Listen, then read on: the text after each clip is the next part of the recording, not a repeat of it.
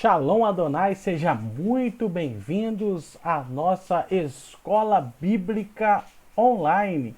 Esse é o programa da comunidade evangélica Deus Vivo de Andirá. Estamos estudando a Palavra de Deus. Esse mês nós estamos em uma série especial, Como Estudar a Bíblia Sagrada. E hoje nós estamos na nossa segunda aula. Essa segunda aula promete, hein? Hoje nós vamos falar sobre a autenticidade da Bíblia Sagrada. A autenticidade da Bíblia Sagrada. Pastor, precisa disso? Nós não precisamos provar que a Bíblia é verdadeira de forma alguma. Ela fala por si. Mas existem grandes áreas de estudo que nós podemos trazer para os nossos dias, que falam sobre aí a autenticidade da Bíblia. E é isso que nós vamos estudar hoje. Então, você vai aprender muito, muito e muito. Antes de nós começar, se inscreva no canal se você não é inscrito. Deixa seu joinha aí, seu like. Aperta o sininho aí também, que todas as vezes que nós tivermos uma aula nova, você vai receber aí no conforto da sua casa o aviso que nós estamos com aulas novas, ok? Hoje, então, nós vamos falar sobre 5 áreas que trazem a comprovação da autenticidade da Bíblia. A experiência, a ciência, Cristo, os milagres e a profecia, ok? Então, hoje nós vamos estudar um pouco sobre esses temas, sobre essas áreas. Creio que você será muito abençoado e abençoada. Mas antes, porém, vamos fazer um minuto de oração. Vamos adorar a Deus em oração neste momento, agradecendo por tudo que Ele tem feito em nossas vidas.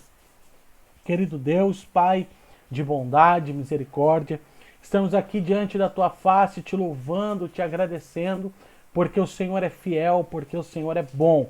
Queremos te pedir, ó Pai, a direção nesta manhã para esse estudo, Deus. Que a Tua palavra, ela possa cada dia mais ser importante em nossas vidas. Que a cada dia mais nós possamos estar sendo tocados e edificados por Ti. É o que eu te peço no nome de Jesus. Amém. E graças a Deus. Vamos caminhar então, queridos irmãos, vamos aprender da palavra de Deus. Como eu disse, então, nós vamos falar hoje sobre 5 pontos, que trazem essa autenticidade da Bíblia Sagrada. Não que isso seja necessário, porque nós cremos na palavra de Deus. Cremos que ela é suficiente, mas existem essas áreas do saber, existem essas áreas do conhecimento que trazem a comprovação, a confirmação da autenticidade da Bíblia Sagrada. E que maravilha é a palavra de Deus! Como as Escrituras Sagradas são maravilhosas e ela nos edifica. Nós somos tocados, somos abençoados pelo poder da palavra de Deus. Então, o primeiro ponto aqui que nós precisamos falar hoje é a experiência. A experiência. Quando você conhece a Bíblia Sagrada, ela não é apenas um livro teórico, mas é um livro de prática. É um livro que você experimenta as verdades que ela traz, você experimenta na sua vida. Você experimenta no seu cotidiano. Por exemplo, quando você recebeu a salvação da sua alma, você teve essa experiência de ser agora pertencente à família de Deus. Essa é uma grande realidade que as Escrituras têm. Quando você, por exemplo, confessou os seus pecados, você teve essa experiência de ser liberto, de receber a libertação dos pecados. Então isso é poderoso. Por exemplo, quando você recebe o Espírito Santo, você tem a experiência. Então a Bíblia não é apenas um livro teórico longe da humanidade. Ela é um livro prático. É um livro que você experimenta as verdades que estão descritas nela. Tanto é que no Salmo 1 vai dizer: bem-aventurado é o homem que não se assenta na roda dos escarnecedores, antes ele tem o seu prazer na lei de Deus, e nela medita de dia e de noite. Ele será como a árvore plantada junto a águas do ribeiro. No seu tempo próprio, ele dará o seu fruto. Agora, olha só. Uma aplicação para esse texto é que a árvore plantada, ela não está apenas plantada, mas está plantada à beira do ribeiro. Ou seja, ela está recebendo água sempre. Ela está sempre recebendo os nutrientes. Quando nós estamos na palavra de Deus, nós estamos vivenciando as experiências que ela nos traz. Então esse é o primeiro ponto, é a primeira grande área que nós precisamos defender. A palavra não é apenas uma palavra escrita há milhares de anos, não. A palavra ela é atual. Eu tenho para mim, posso dizer com muita certeza que a palavra é mais atual do que o jornal que saiu hoje. A palavra ela é mais atualizada do que o jornal que você assistiu hoje de manhã.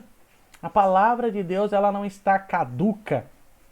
Não, ela não está defasada, ela não está atrasada, não, ela é atual. E você tem essas realidades pela experiência que você vive. Um dia alguém pergunta qual é o sabor da laranja? Qual o sabor da laranja? Então outra pessoa vai dizer, olha, a laranja tem um gosto cítrico, meio azedinho. Então a pessoa que nunca provou, ela tem um conhecimento teórico do que é a laranja, mas ela de fato não sabe o que é a laranja. Só se ela pegar uma laranja, descascar e chupar a laranja, ela vai saber o verdadeiro sabor. Assim é a palavra de Deus. Ela é para ser experimentada, para ser provada, porque você só vai sentir o sabor da palavra de Deus quando você ter experiência com ela, quando você se aproximar dela com reverência, com amor, com temor, né? Você vai entender isso. Então, a primeira coisa, o primeiro fato que determina a autenticidade da Bíblia Sagrada é a nossa própria experiência. Mas existem ainda alguns outros pontos que vão trabalhar essa autenticidade. Tem gente que diz, mas a Bíblia ela é contra a ciência.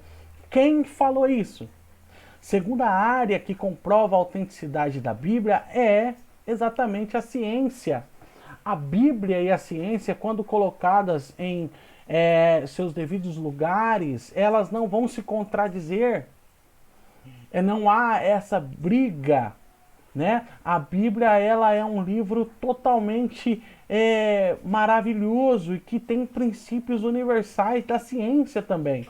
Eu tenho um livro aqui maravilhoso do Adalto Lourenço, que é um cientista cristão, que vai trazer conceitos poderosíssimos. Quando ele faz uma introdução ao criacionismo, nesse livro Como Tudo Começou, nós aprendemos de forma fantástica princípios bíblicos.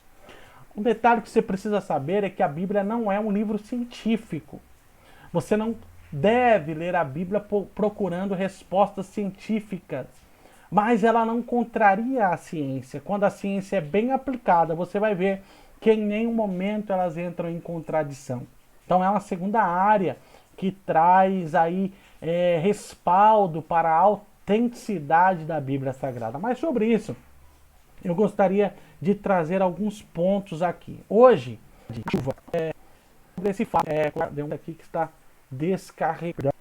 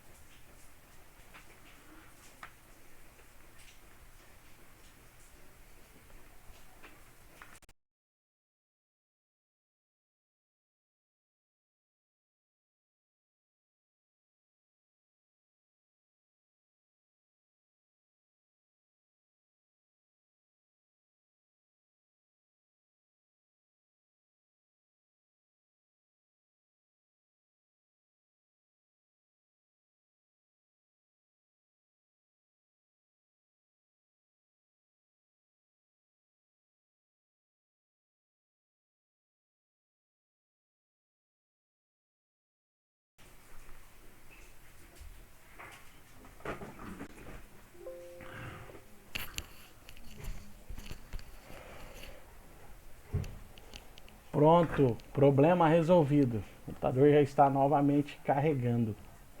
Desculpa aí pela falha de não ter deixado ele no carregador. Mas vamos voltar. Olha só, então hoje está chovendo bastante aqui em Andirá, está dando uma chuva. E vocês sabiam que a Bíblia ela fala das chuvas antes mesmo que os cientistas descobrissem qual é o ciclo da chuva? A chuva, cientificamente, ela tem um princípio. E esse princípio científico se chama ciclo hidrológico. Ciclo hidrológico. Olha que interessante.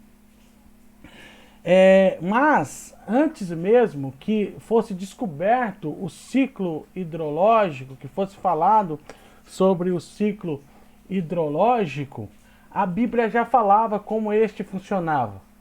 A Bíblia já trazia esse princípio. Olha só que interessante.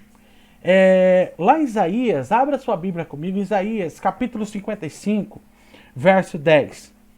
Diz assim o texto, olha, isso aqui, Isaías está falando antes dos cientistas descobrirem o ciclo hidrológico, como se forma a chuva. Porque hoje, para nós, é muito comum entender como se formam as chuvas no céu, como ela cai sobre a terra. Isso para nós hoje está acessível, mas na época de Isaías não existia esse conceito científico. E olha o que ele diz, olha só, Isaías 55:10 diz assim: a chuva e a neve descem sobre os céus e não voltam para ele, sem regarem a terra e fazerem-na brotar e florescer, para ela produzir semente para o semeador e pão para o que come. Então Isaías escreve isso séculos antes da descoberta do ciclo hidrológico.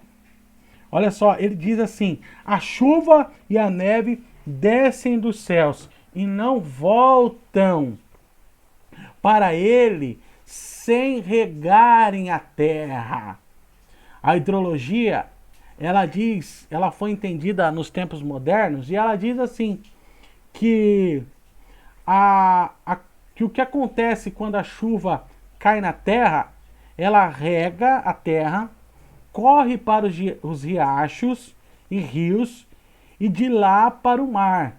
E do mar volta para as nuvens.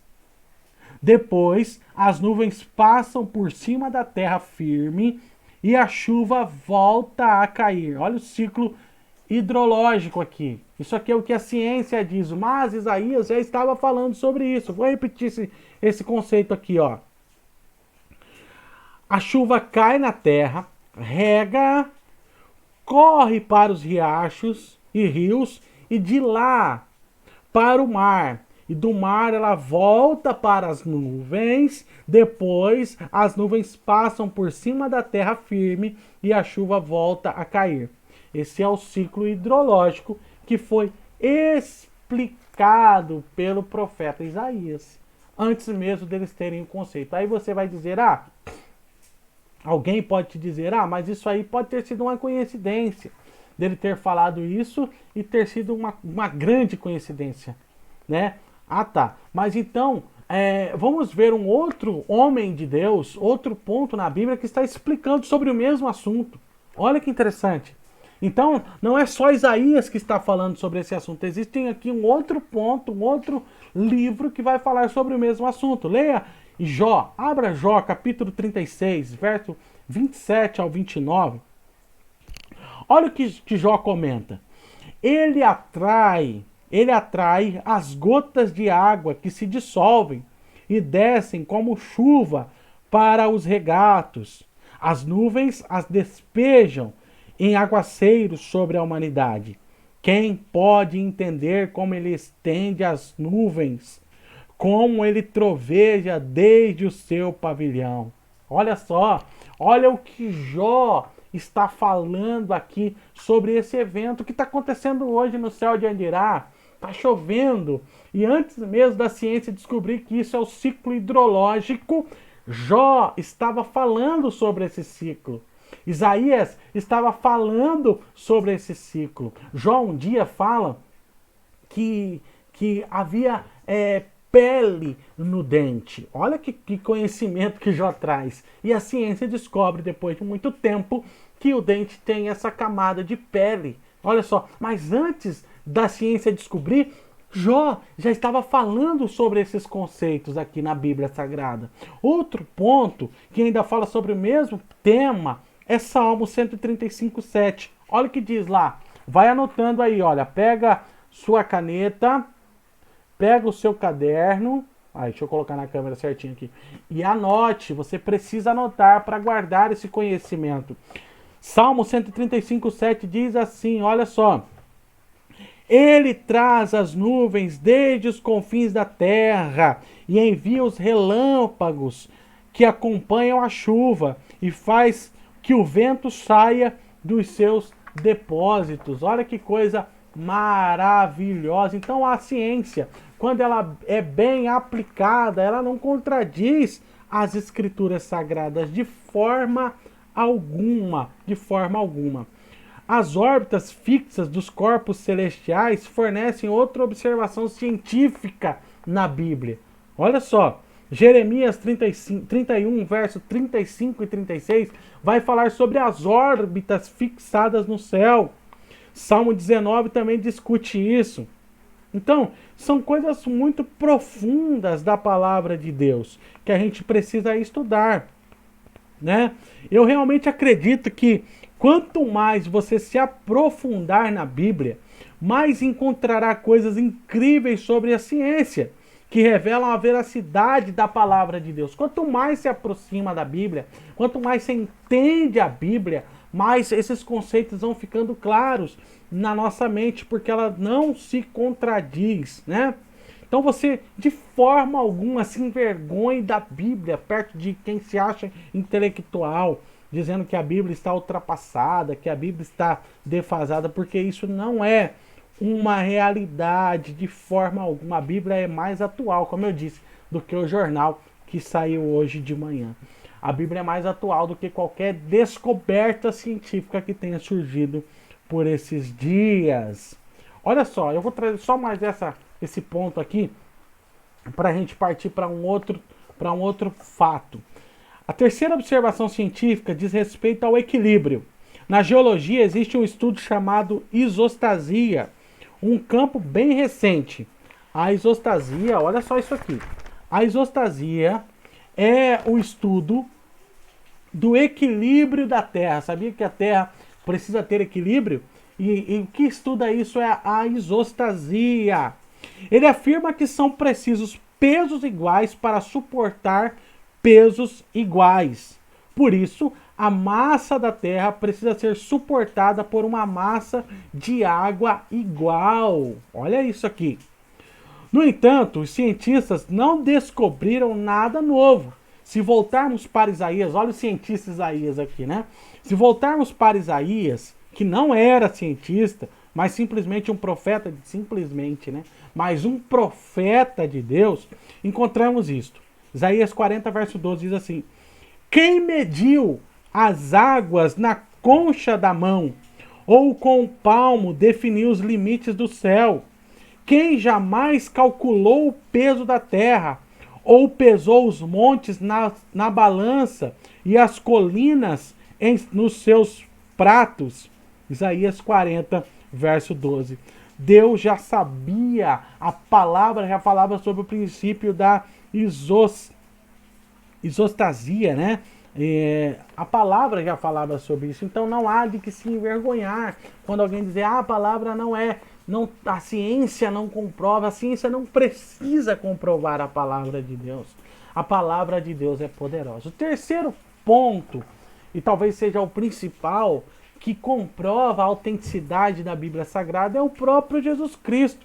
Ele vai citar todo o Antigo Testamento nas suas falas, nas suas pregações, nos seus ensinamentos. Olha só, Mateus 5,18, ele diz assim: enquanto existirem céus e terra, de forma alguma desaparecerá da lei a menor letra ou menor traço, até que tudo se cumpra.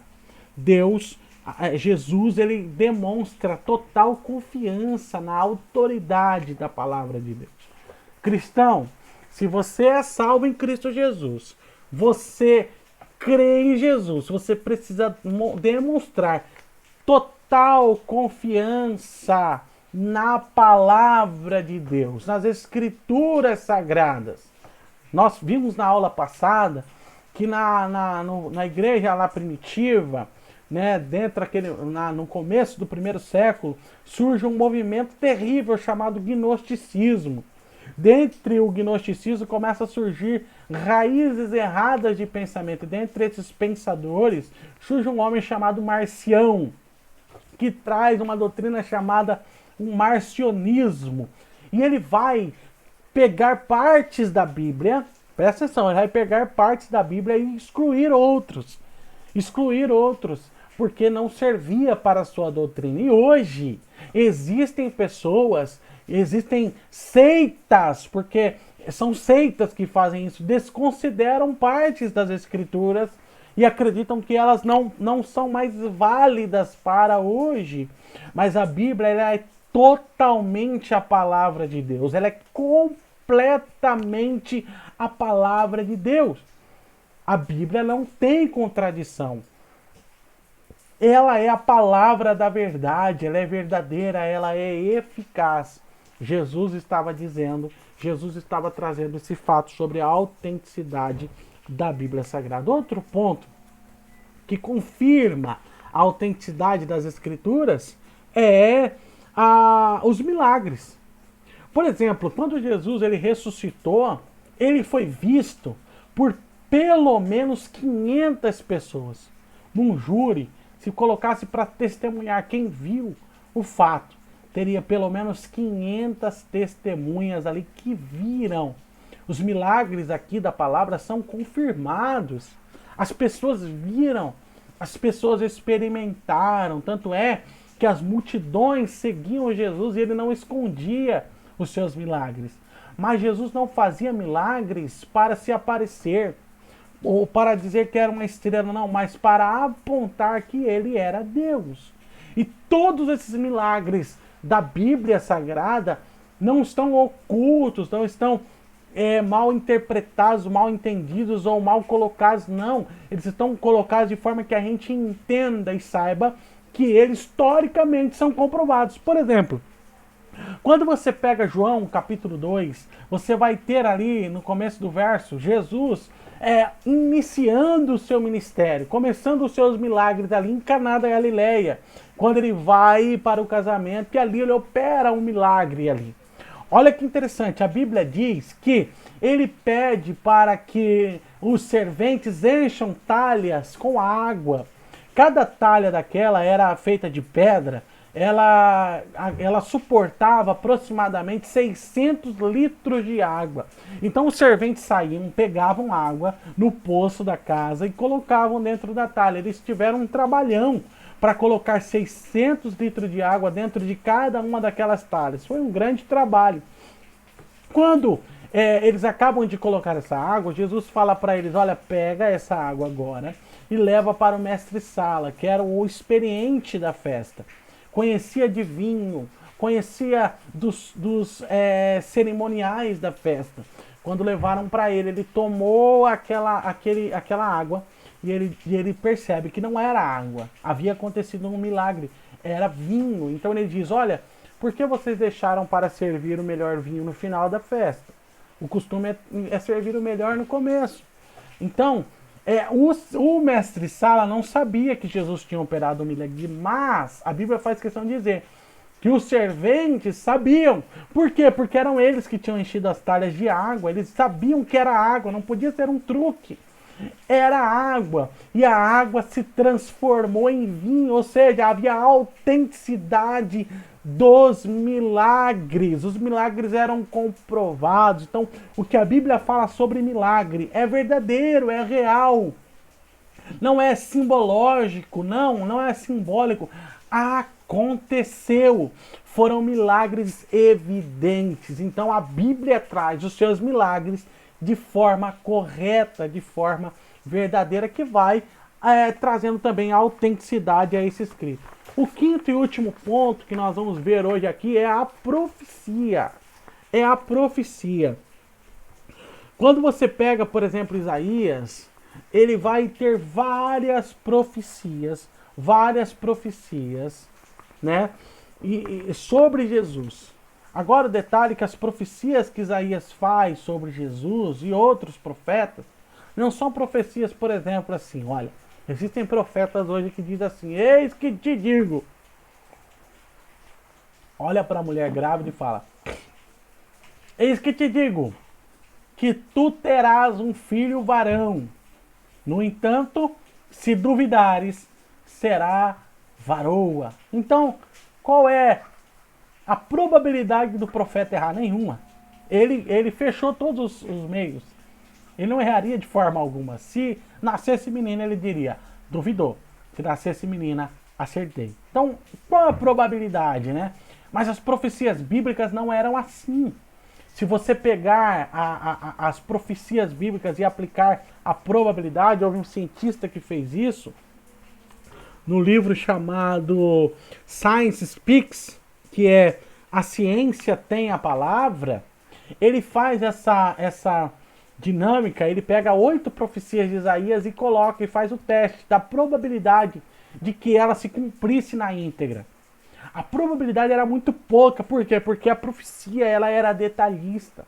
É como se dissesse assim, olha, Deus ele me dá uma revelação que vai nascer uma criança. Ok, uma criança nascendo, isso é normal, nasce em qualquer lugar. Mas aí ele vai dizer, mas essa criança vai nascer na cidade de Andirá. Então, aí já aumenta a dificuldade, porque não é no Brasil, é numa cidade, mas ainda é normal nascer uma criança em Andirá. Essa criança vai nascer de uma virgem. Olha a probabilidade disso acontecer. Essa criança será um menino. Essa criança nascerá em tal hora. Então ele vai afunilando e a probabilidade que essa profecia se cumpra é muito pouca. E foi exatamente o que Isaías fez. Ele foi trazendo essas probabilidades e essa profecia se cumpre. Então esse cientista ele coloca que a probabilidade dessas 8 profecias se cumprirem na íntegra era como você pegasse um estado do tamanho do Texas e colocasse, enchesse o Texas de moeda. Enchesse o Texas de moeda a ponto de ficar a 70 centímetros do chão cheio de moedas. E você pegava uma moeda e marcava um X e jogava essa moeda em qualquer lugar do estado do Texas. E você pedia para um homem cego pegar uma única moeda, com uma única chance. E ele deveria pegar, nessa única chance, a moeda que tivesse o X. A probabilidade do profeta acertar essa profecia era essa: do cego pegar a moeda com o X. Era praticamente impossível. Mas o profeta acerta. Por quê? Porque a palavra é autêntica. A profecia é autêntica. É a palavra de Deus que é viva, que é eficaz, que é poderosa, que é maravilhosa. É disso que nós estamos falando. Então hoje nós vimos a autenticidade da Bíblia. Não que nós precisamos comprovar a palavra, porque ela se comprova por si só. Ela traz para nós experiência de vida. Você prova a palavra. Mas ela não contradiz ciência. Ciência e fé, quando andam juntos, bem aplicados, jamais se contradizem. Ela foi autorizada, ou seja, ela foi falada por Cristo Jesus. Ela ainda traz os seus milagres comprovados e as profecias cumpridas na íntegra. Então são 5 pontos sobre a autenticidade das Escrituras Sagradas. Então nós temos aqui princípios que você precisa aplicar para aprender bem a palavra de Deus. Semana passada nós tivemos uma aula poderosa, como aprender a Bíblia. Nós falamos sobre os atributos da palavra. E hoje nós falamos sobre a autenticidade da palavra. Que Deus possa te abençoar, que Deus possa te guardar, que você seja cheio do Espírito Santo de Deus. Você pode nos visitar aqui em Andirá. Nós estamos na rua Minas Gerais 710. Todas as quartas-feiras, às 8 horas da noite, nós temos um grande culto. Você venha participar conosco. Você da região, venha aprender dessa palavra maravilhosa. Todos os domingos, às 10 horas da manhã, nós temos um vídeo novo da aula da Escola Bíblica Online. Você que não assistiu a aula passada, está salvo no canal da Comunidade Deus Vivo Andirá. A primeira aula, essa é a segunda aula. E semana que vem, permitindo Deus, traremos a terceira aula. Se você gostou do nosso programa, quer nos ajudar, quer abençoar as nossas vidas, você pode contribuir com o nosso programa. Aí está na sua tela a chave do QR Code, a nossa chave Pix. Você pode aproximar o seu celular e fazer uma doação. Qual doação? Qualquer uma que você desejar, que você sentir no seu coração. Abençoe o nosso ministério para que a gente possa estar trazendo cada vez mais qualidade para a nossa programação. Aí está a chave Pix. Você pode fazer qualquer contribuição para abençoar o nosso programa. Que Deus possa te abençoar, que Deus possa derramar sobre a sua vida toda a sorte de bênção. E permitindo Deus, semana que vem, nós estaremos aqui novamente para trazer uma palavra ao seu coração. Que Deus te abençoe, que Deus te guarde. Fique na paz. Shalom Adonai. Amém e graças a Deus.